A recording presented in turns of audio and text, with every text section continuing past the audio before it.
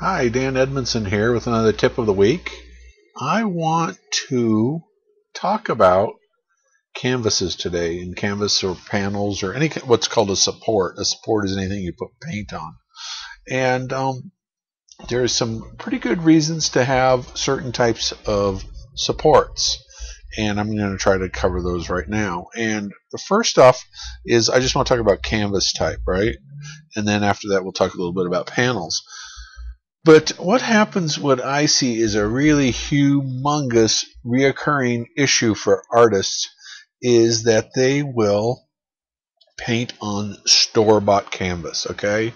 And the reason that that is generally bad is twofold. One, it's super absorbent, and second, it has a ton of grain to it, or what I want to say, the weave is really strong. And if you are a seasoned painter who uses a lot of paint when they paint, they get away with that. But most newbie painters, and you know, when I say newbie, I mean people have been painting as long as even 20 years, and sometimes they just don't really catch that. So what I want to talk about that is the why. What happens is, let's say you've got a paintbrush, and you're going to come in. I don't have anything that looks like a paintbrush, but let's say you're going to come in and you're going to make a brush stroke right here. What happens is you make a brush stroke across the top of your canvas, and it sits right on the top, okay? Maybe I can illustrate that with a little box here. So what happens is that paint sits on the top, and then what happens as the paint starts to dry, the oil gets sucked down into these little valleys right here, okay? And what that does is it takes all that beautiful paint up there and pushes it down and kind of flattens it out.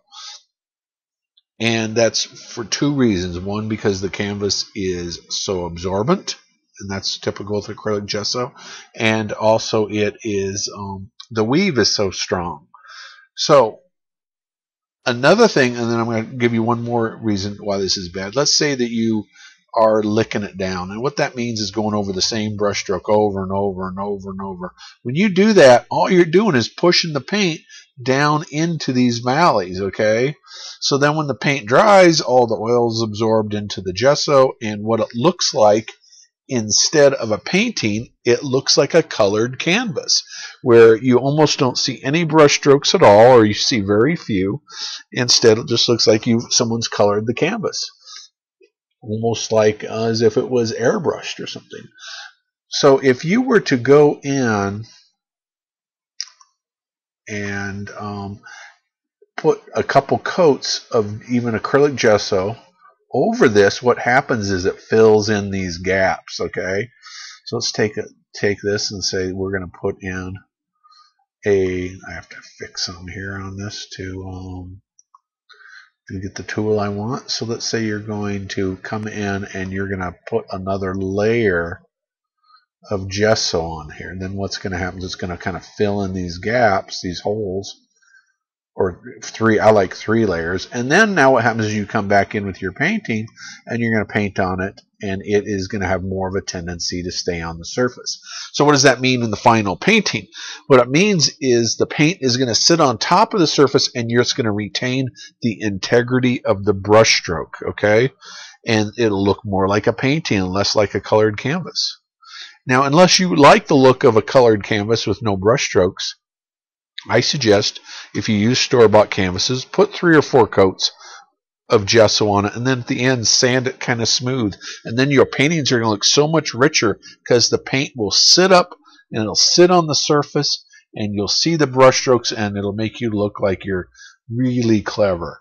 Now, you still can lick it down smooth, but it's a lot harder when you're working on a smooth surface. Now, the only other thing you can do is you could work on panels. Take some masonite panels or MDF board and paint 2 coats of gesso on it, and then lightly sand it, and you'll get the same kind of surface, even smoother. And that works real nice too. Keeps the paint on the surface. Thanks for listening. This is Dan Edmondson, the tip of the week. Do me a favor and spread the word. Let people know on Facebook all about my tips. Have a wonderful day.